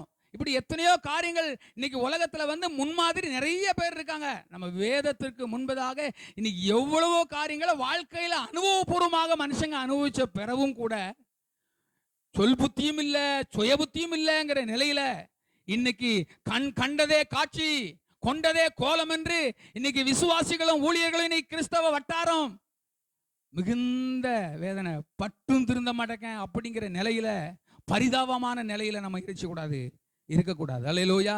இச்சைகளை என்ன செய்யணும்? வெறுக்கணும். அவங்க இச்சைகளை வெறுக்கல. அவர்களுடைய போஜனம் அவர்கள் வாயில இருக்கும் போதே தேவ கோபம் அவர்கள் மேல என்ன செய்யுச்சு? எழும்பிருச்சு. அல்லேலூயா, கர்த்தருக்கு ஸ்தோத்திரம். கோபத்துக்கு ஆளாயிட்டாங்க. இதுவரைக்கும் அவங்க செல்ல பிள்ளையா இருந்தவங்க, இதுவரைக்கும் தேவ ஜனங்களா இருந்தவங்க, தேவனுடைய ஆசீர்வாதத்திற்கு சொந்தக்காரர்களா இருந்தவங்க, ஆண்டவருடைய எல்லா நன்மைகளையும் அனுபவிக்கிறவங்களுக்கு அதிகாரம் பெற்றவங்களா இருந்தவங்க, இன்னைக்கு ஆண்டவருடைய கோபத்துக்கு ஆளாயிட்டாங்க. என்ன எதனால? இவங்களுக்கு என்ன வந்துருச்சு? இச்சை. அல்லேலூயா, கர்த்தருக்கு ஸ்தோத்திரம். 106ஆம் சங்கீதத்தில் இதே மாதிரி அங்கே சங்கீதத்தில் இப்படி வாசிக்கிறோம். கர்த்தருக்கு ஸ்தோத்திரம். 106ஆம் சங்கீதம் அதனுடைய 14வது வசனத்தை வாசிக்கலாம். ம் ம் ம் ம் ம் பாருங்க, இழப்புனா தவிப்பு. எல்லாம் கேட்டதெல்லாம் கிடைக்கி அதோட சேர்ந்து அது ஒரு நோய். இழப்புங்கிறது என்னது? அந்த இன்னைக்கு சொல்கிறோம்ல ஆஸ்மா, அந்த வீசிங் அப்படி சொல்கிறோம்ல, இந்த ஒரு இழப்பை என்ன செய்தான் தேவன் அனுமதித்தார். இன்னைக்கு எவ்வளவு எவ்வளவு நல்ல சிலாக்கியம் பெற்றவர்கள் நம்ம இழைத்து போகிற அனுபவத்துல, தவிச்சு போற அனுபவத்துல, ஐயோ முடியலையா, எப்பா யாத்தா அப்படின்னு நம்ம உருண்டுகிட்டு உழண்டுகிட்டு வருகிற நிலைமைக்கு நம்முடைய வாழ்க்கை பரிதாபமான நிலைமையாய் ஒரு ஜெயம் இல்லாத ஒரு நிலைமை காணப்படுமானால் நமக்குள்ள காரணம் இச்சை என்பதை சற்று நம்ம தற்பரிசோதனை செய்து பார்க்க வேண்டும். அல்லேலூயா, கர்த்தருக்கு மகிமை உண்டாவதாக. அருமையான தேவ பிள்ளைகளை, இந்த இச்சை நம்ம எவ்வளவு வசனம் கேட்டாலும் அந்த வசனத்துக்கு பலன் இல்லாமே பண்ணிருது. இயேசு கிறிஸ்து அந்த உவமையை சொல்லும்போது, அந்த விதை விதைக்கிறவனுடைய இந்த உவமையை சொல்லும்போது, அதில் மார்க் 4ஆம் அதிகாரம் அதனுடைய 18வது வசனத்தை நீங்க வாசிங்க. மார்க் 4வது அதிகாரம் 18வது வசனம். வசனத்தை கேட்டும் உலக கவலைகளும் ஐஸ்வர்யத்தின் மயக்கமும் மற்றவைகளை பற்றி உண்டாகிற இச்சைகளும் உட்பிரவேசித்து வசனத்தை நெருக்கி போட்டுருச்சு. அல்லேலூயா, கர்த்தருக்கு ஸ்தோத்திரம் உண்டாவதாக. நல்ல ஒரு உபதேசம் நிறைந்த ஒரு ஸ்தாபனத்தில் ஊழியராய் இருந்தாலும், நல்ல ஆவிக்குரிய ஒரு நல்ல சபையில அங்கத்தினராய் இருக்கிற ஒரு தேவ பிள்ளைகள் வாழ்க்கையிலும் ஏன் ஜெயமுள்ள ஒரு வாழ்க்கை வாழவில்லை, ஏன் இப்படிப்பட்ட ஒரு சாட்சி கட்ட நிலை என்கிற ஒரு நிலைக்குள்ள ஒரு கேள்விக்குள்ளே ஒரு நிலைக்குள்ள போகிற ஒரு காரியம் என்ன? வசனம் எப்படி உள்ள போதோ அதே மாதிரி இச்சையும் என்ன செய்து உள்ள போகுது. அல்லேலூயா, கர்த்தருக்கு ஸ்தோத்திரம் உண்டாவதாக. இருதயத்திற்குள்ள நல்ல நிலமா இருக்குமானால் அந்த இருதயத்தை நம்ம எதுக்கு திறந்து கொடுக்கணும்? வசனத்துக்கு திறந்து கொடுக்கணும். அல்லேலூயா, கர்த்தருக்கு ஸ்தோத்திரம் உண்டாவதாக. கண்களின் அந்த இச்சை, கண்களின் மூலமாக ஒரு இச்சை நம்முடைய இருதயத்துக்குள்ளே போகுமானால் அந்த இச்சைக்கு என்ன செய்யணும்? ஆமா, அல்லேலூயா. நம்ம வீட்டில் இருக்கிறோம், ஆரோக்கியமான நல்ல சுவாசிக்கக்கூடிய அளவுக்கு ஒரு தென்றல் காற்று வரை, ஒரு சிலுசிலுன்னு ஒரு காற்று வந்துச்சுன்னா, தேவையான அளவுக்கு ஒரு காற்று வந்துச்சுன்னா அந்த காற்றை நம்ம என்ன பண்ணுவோம்? ஆமா, அது நமக்கு ஆரோக்கியத்தை தரும், நம்ம என்ன செய்வோம்? சுவாசிப்போம். ஆனால் அதே நேரத்தில் அந்த ஜன்னல் வழியா பயங்கரமான பொடி, நிறைய தூசி துப்பட்டையா என்ன செய்யுது? வருது. எங்கிருந்தோ ஒரு பயங்கரமான துர்நாற்றம் வருது. நம்முடைய சரீரத்தை, நம்முடைய குடும்பத்தில் உள்ள பொருட்களை அது அசுத்தப்படுத்தக்கூடியதாக ஒன்று வருது அப்படின்னா உடனே நம்ம என்ன பண்ணுவோம் சொல்லுங்க? நீங்க என்ன பண்ணுவீங்க? ஓடி ஓடி கதவை அடைப்போம். கதவட கதவட கதவட வருது வருது வருது அப்படின்னு. அல்லேலூயா, இதை தான் நம்ம செய்யணும். நம்ம என்ன செய்யணும்? ஆமா, அதான் எல்லா காவலோடும் உன் இருதயத்தை என்ன செய்ய? காத்துக்கொள். ஞாயிற்றுக்கிழமை ஆராதனையில அல்லது தேவ சமூகத்தில் நம்ம வசனத்தை கேட்கிறோம். அந்த வசனத்துக்கு நம்ம செவி கொடுக்கிற மாதிரி கட்டுக்கதைகளுக்கு என்ன செய்யக்கூடாது? செவி கொடுக்க கூடாது. ஆனா இன்னைக்கு உலகத்துல கட்டுக்கதைகளுக்கு செவி கொடுக்கறாங்க. ஆனா என்ன வரமாட்டேக்கு? வசனத்துக்கு செவி கொடுக்கிற அந்த அனுபவம் வரமாட்டேக்கு. அல்லேலூயா, கர்த்தருக்கு ஸ்தோத்திரம் உண்டாவதாக. அருமையான தேவ பிள்ளைகளே, வசனம் கேட்டா நமக்கு உறக்கம் வருது. எத்தனை பேருக்கு உறக்கம் வருது? அல்லேலூயா சொல்லுங்க. அல்லேலூயா. இன்னைக்கு வசனத்தை தான் ஃபுல்லாக நான் பேசுவேன். எங்கள் ஆஃபீஸர் சொல்லி தான் கூப்பிட்டு வந்திருக்காங்க. காடை மேடைன்னு சுற்றி அலையக்கூடாது, கரெக்டாக வசனத்தை மட்டும் பேசிட்டு வந்துருங்க. அல்லேலூயா, அப்போ நம்ம கர்த்தருடைய வசனத்துக்கு நம்முடைய இருதயத்தை என்ன செய்யணும்? திறக்கணும். நம்முடைய இருதயத்தை வைக்கணும், வச்சு பூட்டணும். எப்படி ஒரு 10 ரூபா கிடைச்சதுன்னா, ஒரு நல்ல பொருள் இருந்ததுன்னா உடனே பெட்டியில் பூட்டி என்ன செய்வோம்? பத்திரமா. என்ன பிள்ளை விளையாடுற பிள்ளை கைக்கு எம்பிடக்கூடாது, வச்சு என்ன செய்வோம்? வைப்போம். ஏன்னா அது பிரயோஜனமானது. இது மாதிரி நான் பாவம் செய்யாதபடிக்கு உம்முடைய வாக்கை, உம்முடைய வசனத்தை என் இருதயத்தில் வச்சு நான் வச்சேன். அல்லேலூயா, அப்படி செய்யணுங்க. நம்ம வசனத்தை நம்ம என்ன செய்யணும்? வைக்கணும். வசனத்தை வைக்கணும். கர்த்தருக்கு மகிமை உண்டாவதாக, கர்த்தருக்கு ஸ்தோத்திரம் உண்டாவதாக. அருமையான தேவ பிள்ளைகளை, வசனம் நம்ம இருதயத்தில் இருக்குமானால் நிச்சயமாக நம்ம வழி விலகி போக வேண்டிய அவசியம் இல்லை. கர்த்தருக்கு ஸ்தோத்திரம் உண்டாவதாக. ஆண்டவர் என்னமோ தெரியல, என்னை ரட்சிக்கப்படும் அந்த அழைப்பை பெற்று வந்த காலத்திலேயே ஆண்டவர் என்னை அப்படி பழக்கினார். கர்த்தருக்கு ஸ்தோத்திரம். நான் திருமணமாக முன்னால ஒரு இடத்துல நான் ஊழியம் செய்து கொண்டிருக்கிறேன். அந்த ஊழியத்தில் எனக்கு ஆத்துமாக்களே இல்லை. பயங்கரமான பசி, பயங்கரமான தேவை. கர்த்தருக்கு ஸ்தோத்திரம். ஒரு ஆட்டு தொழுவ பக்கத்தில் தான் எனக்கு நான் ஆராதனை நடத்துகிற அந்த பகுதி, ஒரு தொழுவத்தில் தான் நான் நடத்திக்கிட்டு இருந்தேன். அப்போது அந்த மாட்டுக்கு போடக்கூடிய அந்த தீவனத்தை அவங்க உரிமையாளர்கள் வந்து கொண்டு வந்து போட்டிருப்பாங்க. கர்த்தருக்கு ஸ்தோத்திரம். அது அவத்திக்கீரையாக இருக்கிற காலம் அது. அவத்திக்கீரையை உருவி அதில் ஈராங்கியமோ மிளகத்தோ போடுறதுக்கு வழி கிடையாது. அதை அவிச்சு தண்ணியை தூர இருத்துட்டு அந்த கீரையை சவைச்சி தின்னுட்டு தண்ணியை குடிச்சிட்டு ஜெபம் பண்ணி உறங்கின நாட்கள். அப்படி இருக்கிற நாட்களில் ஒரு ஸ்தாபனத்தில் நான் இருக்கிறேன். அந்த ஸ்தாபனத்தில் எனக்கு ஸ்தாபனத்தில் அங்கீகாரமாக ஆகலை. ஏஜே ஆபிரகாம் ஐயா அப்படிங்கிற ஒரு தேவ ஊழியர், அவர் எனக்கு ஒரு 300 ரூபா என்ன செய்வார், கொடுப்பார். அந்த 300 ரூபாயில் அந்த ஸ்கூலில் கரண்ட் பில்லு கட்டி தான் நான் வந்து இருக்கணும். வாடகை கொடுக்க வேண்டாம், கரண்ட் பில் கட்டிக்கிட்டாங்க. அங்கே ஸ்கூல் கரண்ட் பில்லே 400 ரூபா கிட்ட வரும். அவங்க ஆடு மாட்டுக்கு எரிக்கிற கரண்டையும் நான் தான் சேர்த்து என்ன செய்யணும் கேட்டேன்னா, வாடகை கிடையாதுல்ல, பேச்சே அதுதான். ஆக கரண்ட் பில்லுக்கே காணாது அந்த நிலையில் இருக்கும். அப்படிப்பட்ட ஒரு அந்த நாட்களில் ஒருத்தர் வந்து உங்கள் ஸ்தாபன பேரை மட்டும் உச்சரிக்காத தம்பி, எங்கள் ஸ்தாபனத்தில் நான் உனக்கு ஒரு 800 ரூபா சப்போர்ட் வாங்கி தரேன் அப்படின்னு சொல்லி என்ன செஞ்சார், சொன்னார்.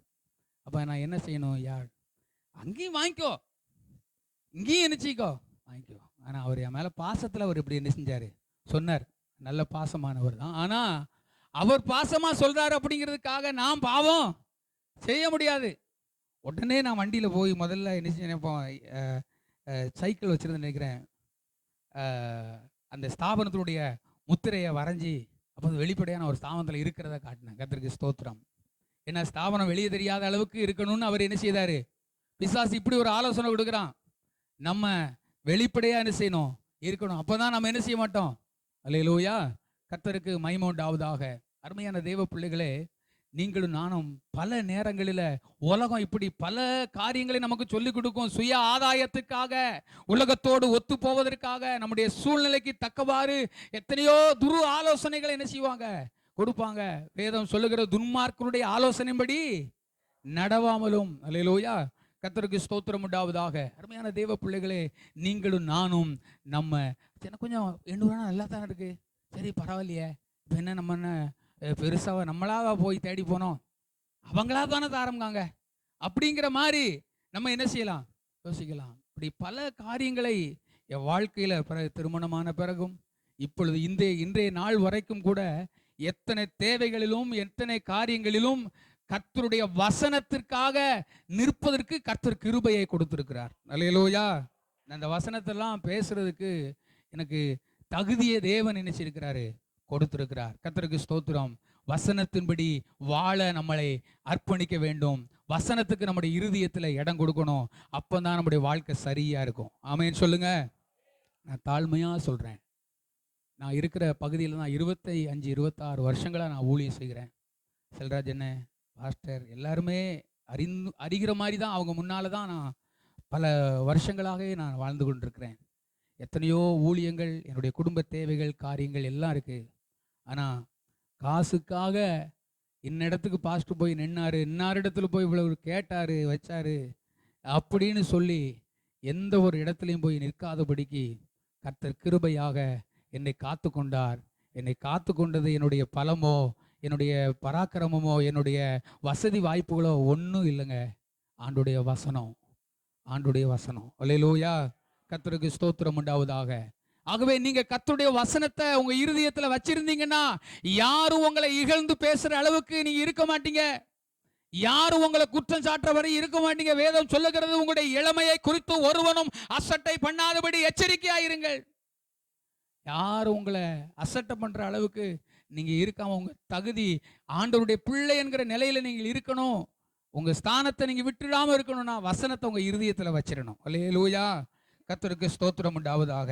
நேரம் இல்லாத வேகமாக கர்த்தருக்கு ஸ்தோத்திரம். ஆகவே இந்த வசனம் இருதயத்துல இருந்தா அது பலன் கொடுக்கணும். அந்த பலன் கொடுக்காதபடிக்கு இச்சை தான் என்ன செய்யுது, நெருக்குது. இச்சை தான் முள்ளுக்காடு மாதிரி ஒரு பயிர் நிலங்களை எப்படி பாழாக்கி போடுகிறதோ அதே மாதிரி இந்த உலகத்தின் இச்சைகள் தான் ஒரு மனுஷனுடைய இருதயத்துக்குள்ள போகும்போது ஆவிக்குரிய எந்த தன்மைகளும் பலன் தராதபடிக்கு நெருக்கி அதை அப்படியே அழிச்சு போடுறது. அல்லேலூயா. எத்தனை வருஷம் சபைக்கு போனாலும், எத்தனை வருஷம் ஊழியம் செஞ்சாலும், எத்தனை பிரசங்கத்தை நம்ம கேட்டாலும், தேவனுக்கென்று நாம் பிரயோஜனம் உள்ளவர்களாய் மாறாத காரணம் இருதயத்துக்குள்ள என்ன இருக்கு? இச்சை இருக்கு. யாரையும் குற்றப்படுத்தல. நான் என்னுடைய இருதயத்தை வைத்து நான் சொல்லுகிறேன், வாழ்க்கையின் அனுபவத்தை வைத்து சொல்லுகிறேன், இருதயத்தில் இச்சையை வெறுக்கிறவர்களாக நாம் இருப்போம். அல்லேலூயா, கர்த்தருக்கு ஸ்தோத்திரம் உண்டாவதாக. இன்னொரு வசனத்தை நம்ம வாசிக்கலாம். 1 தீமோத்தேயு 6ஆம் அதிகாரம் 10ஆம் வசனத்துல வாசிக்கும் போது பாருங்க, 1 தீமோத்தேயு 6:10, பண ஆசை எல்லா தீமைக்கு வேறா இருக்கிறது. ஐஸ்வர்யவான்கள் ஆகணும் அப்படின்னு விரும்புறவங்க எல்லா சோதனையிலும், கண்ணியிலும், மனுஷருடைய கேட்டிலும், அழிவிலும் அமிழ்ந்து போகிறாங்க. அதனால பண ஆசை எல்லா தீமைக்கு வேறா இருக்கு அப்படின்னு சொல்றாரு. பணம் எல்லா தீமைக்கு வேற இல்ல. பணம் எல்லாவற்றுக்கும் உதவும். பணம் எல்லாத்துக்கும் நமக்கு தேவைதான். அல்லேலூயா, கர்த்தருக்கு மகிமை உண்டாவதாக. அருமையான தெய்வ பிள்ளைகளே, ஆண்டவர் பார்க்கிறார். ஆமென், அல்லேலூயா, கர்த்தருக்கு ஸ்தோத்திரம் உண்டாவதாக. நம்ம தேவனை பிரியப்படுத்துவர்களா இருப்போமானால் நிச்சயமாக கர்த்தர் நம்மை ஆசீர்வதிப்பார். ஆமென் சொல்லுங்க. பணப்பைய கொண்டு போண்டாம்னு சொன்னாரு. பணப்பைய கொண்டு போகலாம், எப்படி செலவுக்கு என்ன செய்வாங்க? அன்னைக்கு ஊழியத்துக்கு அப்படி ஆண்டவர் என்ன செய்தாரு? அனுப்புனாரு. ஆனால் எனக்கு ரொம்ப பிடிச்ச ஒரு வசனம், அதில் 4வது அதிகாரத்தில் அவர்களில் ஒருவனுக்கும் ஒன்றும் குறைவாயிருந்ததில்லை. அல்லேலூயா, நிறைவா போல அவங்க ஒன்றும் இல்லாம போறாங்க. ஆனா ஆண்டவருடைய வார்த்தைக்காக போறாங்க. அவங்க இச்சை அடக்கம் உள்ளவர்களா போறாங்க. அவங்களுக்கு எத்தனையோ காரியங்கள் என்ன செய்தது? சோதனை தேவைகள்லாம் இருந்துச்சு. ஆனா கர்த்தர் சொன்ன வார்த்தையின்படி போறாங்க. ஆனா அவங்களுக்கு ஒருத்தனுக்கும் ஒன்றும் குறைவாய் இருந்ததில்லை. அல்லேலூயா, கர்த்தருக்கு ஸ்தோத்திரம் உண்டாவதாக. எல்லாரும் பணக்காரங்க, பெரிய பெரிய ஆஸ்தி அந்தஸ்து உள்ளவங்கலாம், அந்த செல்வங்களெல்லாம், அவங்களுடைய உடைமைகள், அவங்களுடைய பொருட்கள், அவங்களுடைய பணத்தெல்லாம் கொண்டு வந்து யாரு பாதத்தில் வைக்கா? இந்த ஒன்றுமில்லாதவங்க பாதத்தில் கொண்டு வந்து வைக்கிறாங்க. அல்லேலூயா, கர்த்தருக்கு ஸ்தோத்திரம் உண்டாவதாக. ஒரு பாஸ்டர் இப்படி பிரசங்கம் பண்ணும்போது நான் கேட்டேன், எனக்கு ஞாபகம் இருக்கிறது. நம்ம ஐஸ்வர்யம், பணம் எங்க இருக்கணும்? நம்ம பாதத்துக்கு கீழே இருக்கணும். நம்ம தலைக்கு மேலே வந்துருச்சுன்னா, தலை கனம் ஆயிடுச்சுன்னா பிரச்சனை பெருசு. அல்லேலூயா, ஆமாம். எந்த உடம்புல எந்த வியாதியை, எந்த பிரச்சனை வந்தாலும் மூல காரணம் எதுதான்? தலை. சிடி ஸ்கேன் எடுத்து பார்த்தா தெரியும். பார்க்க தலை ரொம்ப முக்கியம். ஆகவே இந்த உலகத்தில் உண்டான எந்த காரியங்களும் என்ன செய்யக்கூடாது? தலைக்கு போகாம பார்த்துக்கணும். அல்லேலூயா, கர்த்தருக்கு மகிமை உண்டாவதாக. அதனால் உலகத்தில் உள்ளவைகளிலும் அன்பு கூறாதிருங்கள் அப்படின்னு. அல்லேலூயா, கர்த்தருக்கு ஸ்தோத்திரம். அப்போ பணம் தேவைதான். ஆனா பண ஆசை, எப்படியாவது பணத்தை உண்டாக்கிறணும். இன்னைக்கு ஞாயிற்றுக்கிழமை சர்ச்சைக்கு வருகிற விசுவாசி ஞாயிற்றுக்கிழமை வராம 1 வாரம் 2 வாரம் லீவ் போடுறது எதுக்கு போடுறாங்க? வேலைக்கு போனாங்க, ஒரு சம்பளம் என்ன செய்யுது? கிடைக்கு. அது என்னத்துக்காக ஆயிக்கிடும் அப்படின்னு சொல்லி பணம் கிடைக்கு. சர்ச்சைக்கு போனா பாஸ்டர் பணமா தராரு. சர்ச்சைக்கு போனா நம்ம தான் என்ன செய்யணும்? காணிக்க போட வேண்டியிருக்கு. செலவு தான் இருந்துச்சு, இது இருக்கு. இப்படி அநேக விசுவாசிகள் ஞாயிற்றுக்கிழமையும் ஆலயத்திற்கு போக மனமில்லாது இருப்பது பண ஆசையைத்தான் வெளிக்காட்டுகிறது. கர்த்தருக்கு ஸ்தோத்திரம் உண்டாவதாக. அருமையான தேவ பிள்ளைகளே, இன்னைக்கு ஊழியர்களாக இருந்தாலும் விசுவாசிகளாக இருந்தாலும் நீங்களும் நானும் நம்முடைய இருதயத்தை நாம் என்ன செய்யணும்? காத்துக்கொள்ளணும். அல்லேலூயா, கர்த்தருக்கு மகிமை உண்டாவதாக. வாசிக்க, அதில் இன்னொரு வசனத்தை வாசிக்கலாம். 2 தீமோத்தேயு அதனுடைய 4ஆம் அதிகாரம், கர்த்தருக்கு ஸ்தோத்திரம், அதனுடைய 2-3 வசனங்களை வாசிக்கும் போது, ஏனென்றால் ம் ம் ம் ம் ம் ம் ஏனென்றால் செவித்தின உள்ளவர்களாகி தங்கள் சுய இச்சைகளுக்கு ஏற்ற போதகர்களை தங்களுக்கு திரளாக சேர்த்து கொண்டு சத்தியத்துக்கு செவிய விலக்கி கட்டுக்கதைகளுக்கு சாய்ந்து போகும் காலம் வரும். அல்லேலூயா. இன்னைக்கு பாருங்க, இன்னைக்கு தவறா நினைக்காதீங்க. என் மனசுல படுறதுனால நான் வேற ஒரு ஸ்தாபனத்துக்கு போறதா இருந்தா எவ்வளவோ காரியங்கள் எனக்கு இருக்கு. நான் இன்னைக்கு நிறைய காரியங்களுக்கு நான் மாறி போகாத காரணமே சில விஷயங்கள் நிமித்தம். ஆனா போகலாம், எல்லா சூழ்நிலைகளும் இருக்கிறது. இப்படி இருக்கிறத விட ஒரு வளர்ந்த ஒரு சபையை தராங்களே, அந்த சர்ச்சுக்கு அந்த ஸ்தாபனத்துக்கு போனா என்ன அப்படிங்கிற நிலையில என்ன செய்தோம் அந்த காலகட்டங்கள்லாம் இருந்த போதிலும், இந்த வசனத்தை வைத்து என்னுடைய இருதயத்திலே கர்த்தருக்கு ஸ்தோத்திரம். பாருங்க, சுய இச்சைகளுக்கு ஏற்ப போதகர்களை தங்களுக்கு திரளாக சேர்த்துக் கொள்வார்கள். சுய இச்சைகளினால தங்களுக்கு ஏற்ற விதமான ஒரு தெரிந்து கொள்ளுதல், தங்களுக்குள்ள ஒரு சுய இச்சை இருக்கு. அந்த இச்சைக்கு ஏற்ப, தங்க சூழ்நிலைக்கு ஏற்ப, தங்களுடைய தேவைக்கு ஏற்ற விதமான சபைகளை, ஸ்தாபனங்களை தேடிக்கொள்ளுகிற ஒரு அனுபவம். இன்னைக்கு எனக்கு தெரிந்து நிறைய விசுவாசிகள் ஒரு சபையை விட்டாங்க. இப்போ 4வது சபையில ஒரு விசுவாசி என்ன செய்யுது, நல்ல படித்த பட்டதாரிகள், பெரிய காலேஜில் வேலை செய்யக்கூடியவங்க, 6 சபை 7 சபையை தாண்டி போய் என்ன செய்தாங்க நிற்கிறாங்க. இப்போ போகிற சபைக்கு இடையிலே எவ்வளவோ சபைகள் அவங்களுக்கு என்ன செய்யுது இருக்கு. ஆனால் அங்கே என்ன செய்தாங்க போகிறாங்க. ஏன் இதுக்கு ஏன் இப்படி விசுவாசிகள் இன்னைக்கு நம்ம நினைக்கிறோம், ஒரு விசுவாசி சபை விட்டு போயிட்டாங்க, அந்த சபை விட்டு விசுவாசிகள் மாறி போகிறாங்கன்னா அப்போ அந்த சபை சரியில்லை உங்களுக்கு அப்படி நம்ம என்ன செய்தோம் நினைக்கிறோம். இல்லை, இந்த வசனத்தை உற்று பாருங்க. அவர்கள் செவித்தின உள்ளவர்களாகி தங்கள் சுய இச்சைகளுக்கு ஏற்ப போதகர்களை தங்களுக்கு என்ன செய்தாங்க. ஆமா, இந்த போதகர் சரியில்லை, என்னுடைய சுய இச்சைக்கு ஏற்ப, என்னுடைய விருப்பத்துக்கு ஏற்ப பேச மாட்டேங்காரு, இவர் எப்ப பார்த்தாலும் என்ன செய்தாரு, அவர் வசனம் இப்படி வாழணும் அப்படி வாழணும் இதுதான் என்ன செய்தாரு சொல்றாரு. இன்னைக்கு காலம் எப்படி போய்கிட்டு இருக்கு, போற வேகத்துல இவர் பேசுறாராம் பேச்சு அப்படின்னு சொல்லி அவர் பேச பரவாயில்ல. இப்ப அங்க போனா அவரும் ஒரு நாள் என்ன செய்ய போறாரு, இந்த யாக்கோபு பாஸ்டர் பேசுற மாதிரி பேசத்தான் செய்வார். அவர் அப்படியே அங்க இருந்தா அங்க. அல்லேலூயா, கர்த்தருக்கு ஸ்தோத்திரம்.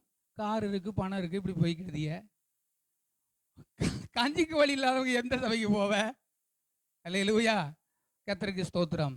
அருமையான தேவ பிள்ளைகளே, நீங்களும் நானும் அப்படி நம்ம என்ன செய்யக்கூடாது, அந்த தங்களுக்கு ஏற்ற விதமான மேய்ப்பர்களை தெரிந்து கொள்ளக்கூடாது. தேவ வசனத்தை போதிக்கிற, நம்மை உண்மையாய் நேசிக்கிற தேவன் நமக்கு தந்த அந்த மேய்ச்சலுக்குள்ள நம்ம அடங்கி இருக்கணும். அல்லேலூயா, கர்த்தருக்கு மகிமை உண்டாவதாக. கர்த்தருக்கு ஸ்தோத்திரம். இன்னொரு வசனத்தை வாசிக்கலாம். 2 அந்த தீமோத்தேயு அதனுடைய 4வது அதிகாரத்தில் ஒரு மனுஷனை குறித்து அப்போஸ்தலனாகிய பவுல் சொல்லுவாரு, தேமா என்கிறவன், அவன் ஒரு காலத்துல என் கூட இருந்தவன் தான், ஆனா இப்போ அவன் இந்த பிரபஞ்சத்தின் மேல ஆசை வைத்து அவன் என்னை விட்டு ஆமா போயிட்டான்.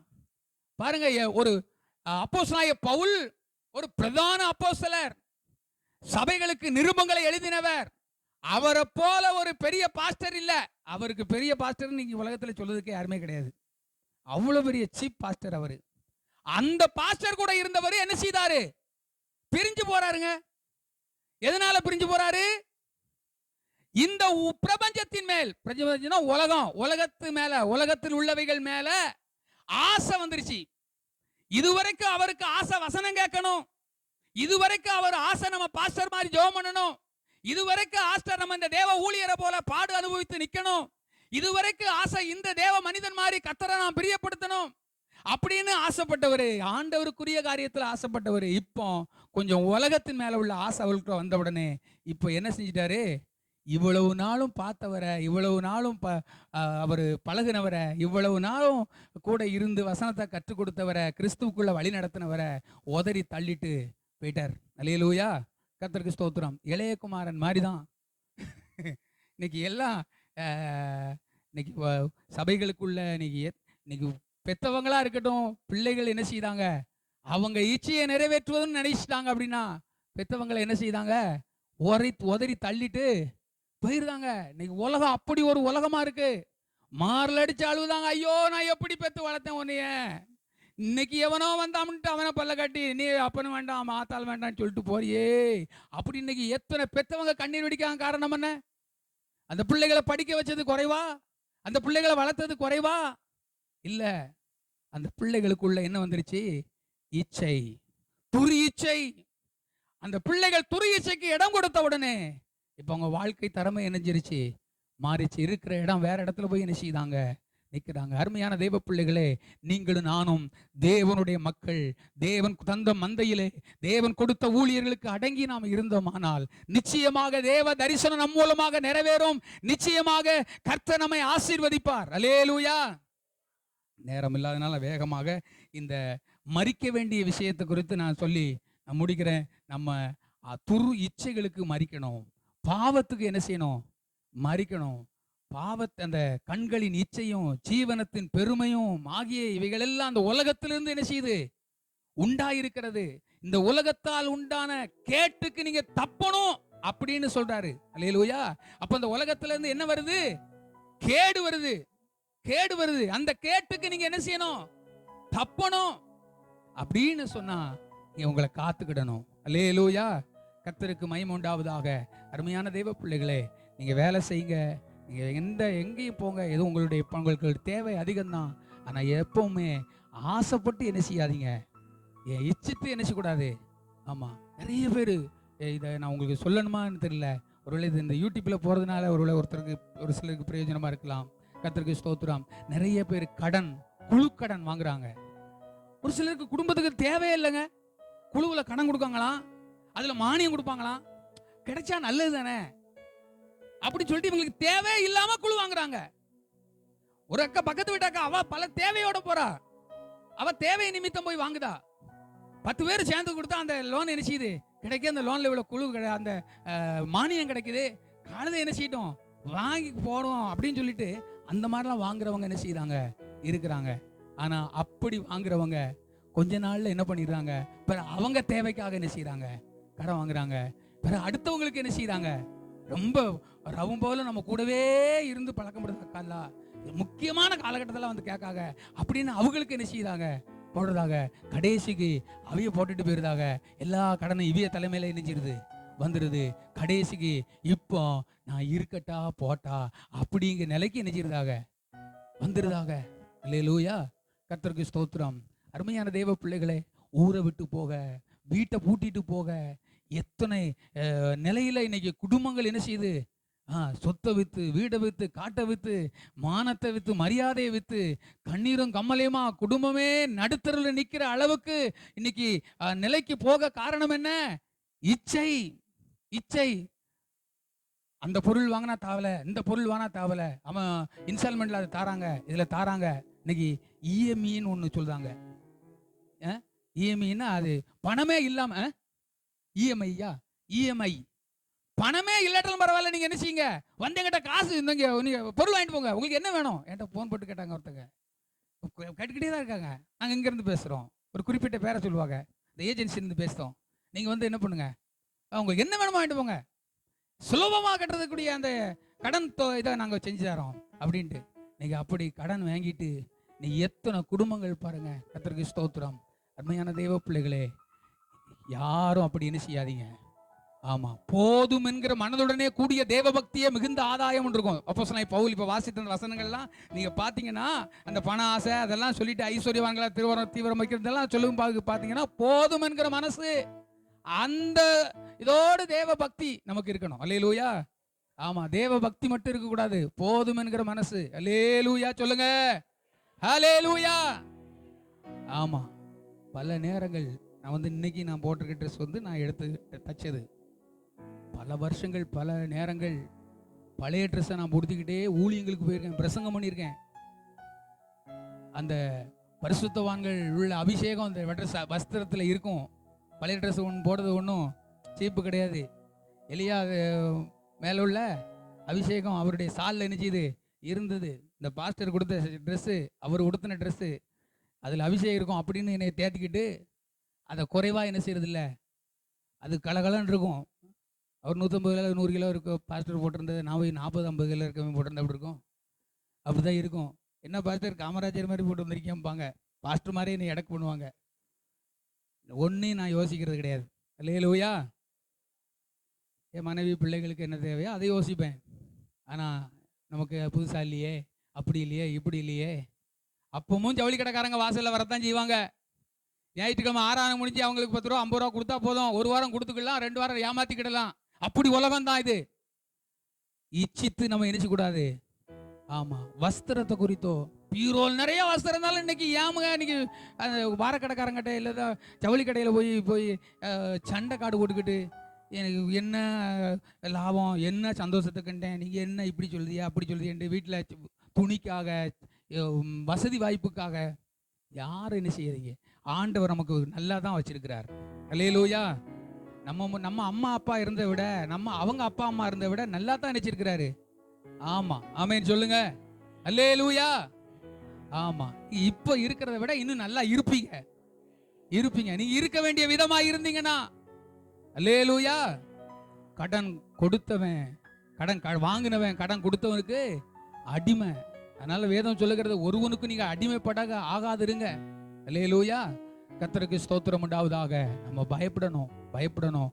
ஒரு காரியத்தை நம்ம நான்லாம் பசியோட போவேன் சில இடங்கள்ல. சொல்றேன்னு தப்பா நினைக்காதீங்க. பசி ஒரு பக்கம் இருக்கும், அப்பந்தான் பரோட்டா சால்னா வச்சிருப்பாங்க, சால்னா மணக்கும். அல்லேலூயா. ஆமா, வீட்டுக்கு போனா சாப்பாடு இருக்கும், ஏதாவது ஒரு என்ன செய்யும், சாப்பாடு இருக்கும், கையில காசு இருக்கும். ஆனா அந்த இச்சையை அடக்குவேன், வீட்டுக்கு போய் தான் சாப்பிடுவேன். அல்லேலூயா. கர்த்தருக்கு ஸ்தோத்திரம். இன்னைக்கு கடன் இல்லாம இன்னைக்கு நான் யார்கிட்டையும் போய் வெக்கத்தை விட்டு போய் யார்கிட்டையும் போய் ஊழியம் செய்யறங்கிற நிலையில கையேந்தாம நிக்கிறதுக்கு காரணம் ஒன்று தேவ கிருபை, அடுத்து இச்சை அடக்கம். அல்லேலூயா. கர்த்தருக்கு ஸ்தோத்திரம். போதும் என்கிற மனசு நமக்கு ரொம்ப வேணும். அல்லேலூயா. அப்ப மறிக்க வேண்டியது என்னதெல்லாம் சொல்லுங்க? பாவத்துக்கும் மறிக்கணும், உலக வழிபாடுகளுக்கும் மறிக்கணும். இன்னும் நிறைய விஷயங்கள் இருக்கு, நான் வச்சிருக்கேன். அதை சொன்னா நேரம் ஓடி போயிடும். கர்த்தருக்கு ஸ்தோத்திரம்.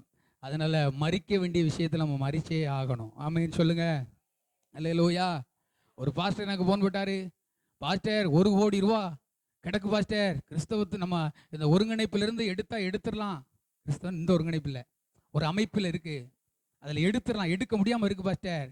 அதுக்கு ஜிஎஸ்டி இந்த மாதிரி ஒரு பணம் உள்ள கொண்டு போட்டோம்னா அதை என்ன செஞ்சிடலாம், எடுத்துடலாம் பாஸ்டர். ஆளுக்கு 25 ரூபா போடும் பாஸ்டர், 50 ரூபா உள்ள நம்ம கட்டினா போதும், அந்த பணம் நமக்கு வந்துடும் அப்படின்னு சொல்லி என்ன செஞ்சாரு சொன்னார். என்கிட்ட இப்போ என்ன கேட்காரு அவரு? 25,000 தான் கேட்காரு.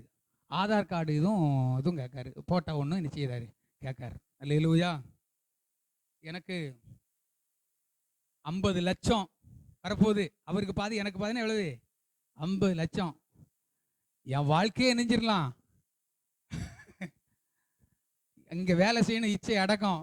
நான் அவர்கிட்ட சொன்னேன், பாஸ்டர் நீங்க ஒரு 10 லட்சத்தை கொண்டாந்து கொடுத்தா கூட எண்ணணும்னா எனக்கு பதட்டமா இருக்கும் பாஸ்டர்.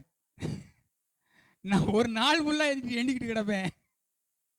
எனக்கு அவ்வளோ ரூபாயெல்லாம் நீங்க கொடுத்தா என்னால் ஈச்ச முடியாது. வேண்டாம் பாஸ்டர், வேற ஊழியக்காரங்களை நினைச்சீங்க பார்த்துங்க பாஸ்டர் அப்படின்ட்டு நான். அல்லேலூயா. கர்த்தருக்கு ஸ்தோத்திரம் உண்டாவதாக.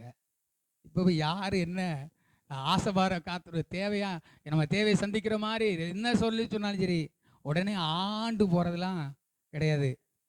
ஆவிக்குரியவர்கள் சகலவற்றையும் ஆராய்ந்து நிதானிக்கணும். அல்லேலூயா. கர்த்தருக்கு ஸ்தோத்திரம் உண்டாவதாக. இன்னைக்கு கடன் கொடுக்கறதுக்கு இன்னைக்கு வரிசையில் நிற்காங்க. கடன் வாங்குறது ரொம்ப கஷ்டம் ஒன்றும் கிடையாது, ஈஸி. ஒரு காலத்தில் கஷ்டமாக இருந்துச்சு, இன்னைக்கு எல்லாரும் என்ன செய்கிறாங்க? ஆமாம், 1 ரூபா கூட பைக் இல்லாமல் பைக்கு ஓட்டிட்டு போங்க, புல்லட் ஓட்டிட்டு போங்க அப்படிலாம் நினைச்சிது. ஆனால் 3 மாதம் 4 மாதம் ஆகும்போது அவன் தூக்கிட்டு போயிடுவான். அந்த கேவலம் தாங்க முடியாமல் ஊரை விட்டே நிற்கணும், ஓடணும். கர்த்தருக்கு ஸ்தோத்திரம். அந்த கேவலம் தாங்க முடியும், பொண்டாட்டி ஓடி போயிடுவா. அல்லேலூயா. கர்த்தருக்கு ஸ்தோத்திரம். பாருங்க, இன்னைக்கு நீங்களும் நானும் சில அடக்க உடக்கம் உள்ளவர்களாக இருக்கணும். அல்லேலூயா. கர்த்தருக்கு ஸ்தோத்திரம். 2வது, இயேசு மரித்தார், அடுத்து ஆமா எழுந்தார். அல்லேலூயா. மரித்தவரை இயேசுவை என்ன செஞ்சாங்க? அடக்கம் பண்ணாங்க. நம்மளும் ஞானஸ்தானத்தின் மூலமாக அடக்கம் பண்ணப்பட்டோம். அதுக்கு வசனத்தை மட்டும் நான் சொல்லியிருந்தேன். ரோமர் 6:4, கொலோசியர் 2:12 இந்த வசனங்கள் வாசிப்பது பார்த்தீங்கன்னா, ஞானஸ்தானத்தின் மூலமாக நாம கிறிஸ்துவுக்குடைய கூட அடக்கம் பண்ணப்பட்டோம் என்று எழுதப்பட்டிருக்கிறது. அல்லேலூயா. கர்த்தருக்கு மகிமை உண்டாவதாக. நான் ஏற்கனவே சொன்னேன், ஞானஸ்தானம் எடுத்தவங்க தான் எல்லாருமே நம்ம இருக்கிறோம். அல்லேலூயா. இப்போ மரிச்சாச்சு, அடக்கம் பண்ணியாச்சு. அடக்கம் பண்ணியாச்சா? அப்படி பண்ணியாச்சுல, சந்தோஷம். அல்லேலூயா. அடுத்து இயேசு எழுந்தார். அப்போ நம்ம எழுப்பணும். ரோமர் 13ஆம் அதிகாரம் அதில் 11ஆம் வசனத்தை வாசிக்கும் போது, நித்திரையை விட்டு எழுந்திருக்கத்தக்க, அந்த வசனத்தை வாசிங்க. ரோமர் 13.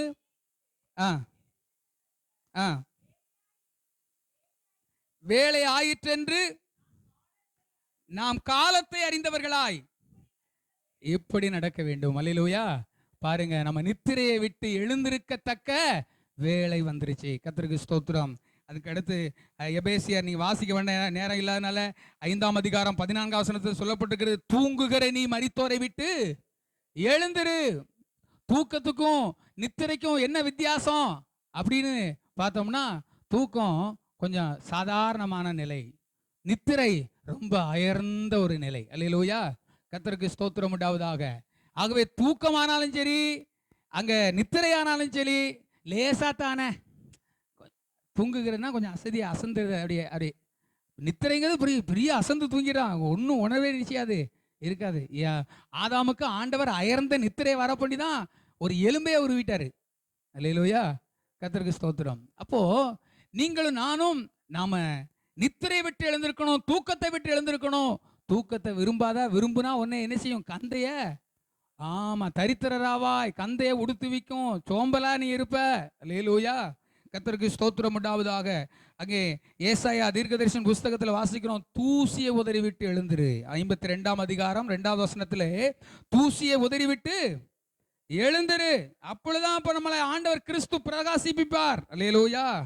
கர்த்தருக்கு ஸ்தோத்திரம் உண்டாவதாக. தூசிங்கிறது அதுவும் பாவம்தான், இந்த உலக காரியங்கள். கர்த்தருக்கு ஸ்தோத்திரம்.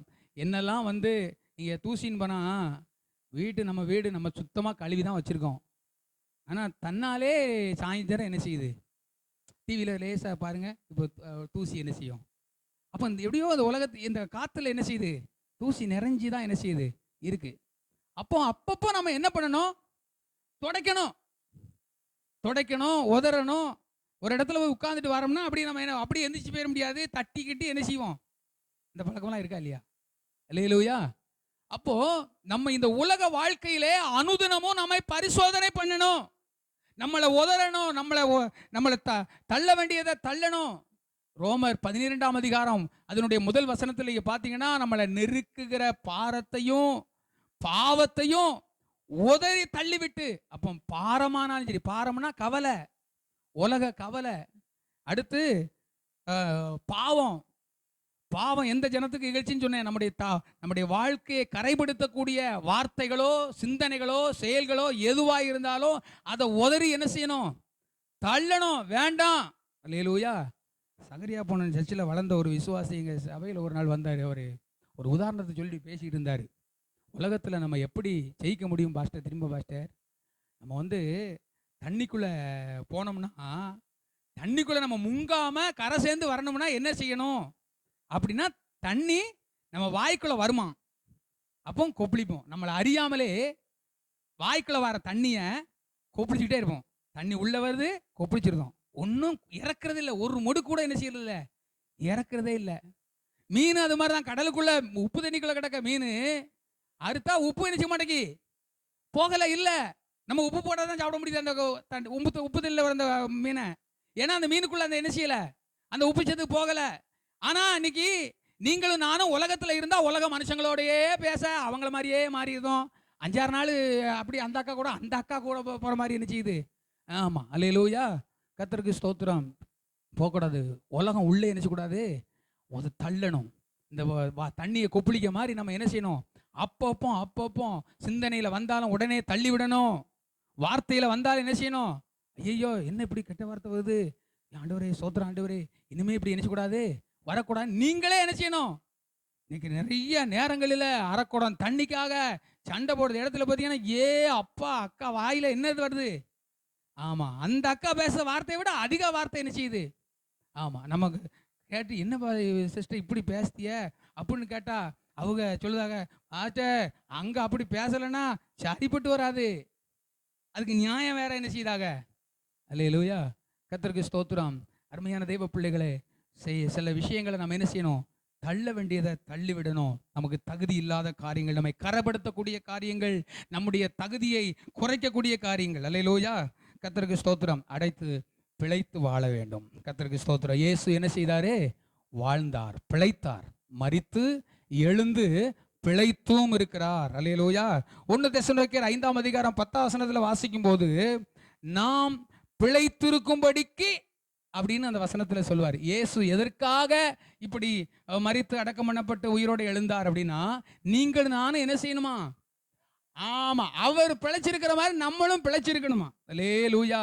கர்த்தருக்கு ஸ்தோத்திரம். நம்மளை பிழைப்பூட்டுகிற ஒரு தேவன் இருக்கிறார். நம்மளை பிழைக்க பண்ணுகிறார். நீ பிழைக்கவே பிழைப்பாய் அப்படின்னு சொல்லியிருக்கிறார். பிழைக்கணும்னா அதுக்கு வழியை சொல்லியிருக்கிறார். கர்த்தருக்கு ஸ்தோத்திரம் உண்டாவதாக. மனம் திரும்பி செவி கொடுங்க, அப்பொழுது நீங்கள் என்ன பண்ணுவீங்க? பிழைப்பீர்கள். கர்த்தருக்கு ஸ்தோத்திரம். நீங்க என்னை நோக்கி பாருங்கள், அப்பொழுது நீங்கள் என்ன பண்ணுவீங்க?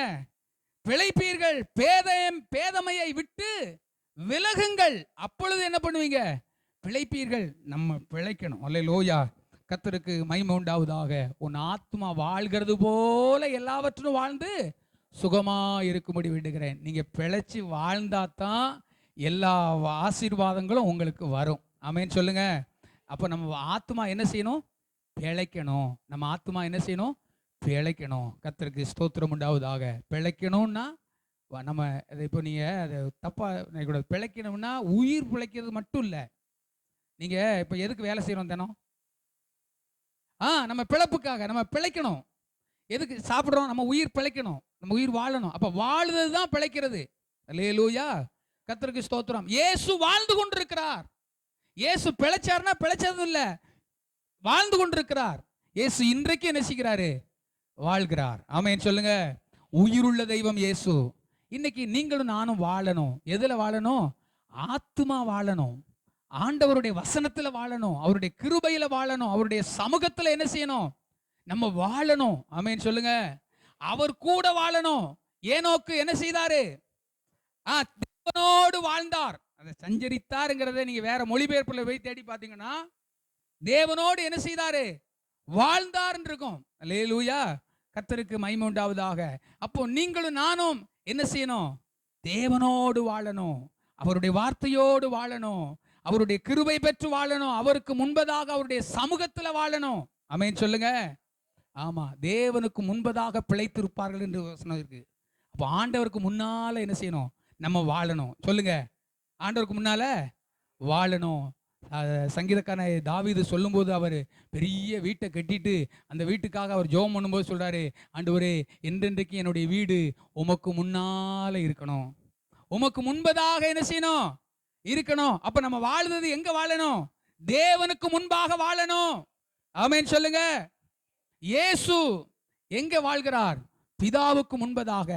என்னைக்குமே அவர் மறைமுகமா எந்த விஷயத்தையும் என்ன செய்யறதே இல்லை. அல்லேலூயா. வெளியரங்கமா தான் என்ன செய்யுது இருக்கு. மறைவான ஒன்றுமே வைக்கிறது இல்லை. ஆமென் சொல்லுங்க. அப்போ உங்களுடைய என்னுடைய வாழ்க்கை எப்படி இருக்கணும் சொல்லுங்க? ஆமா, வெளிப்படையா இருக்கணும். வேதத்துல இந்த வசனம் எனக்கு ஞாபகம் வருகிறது.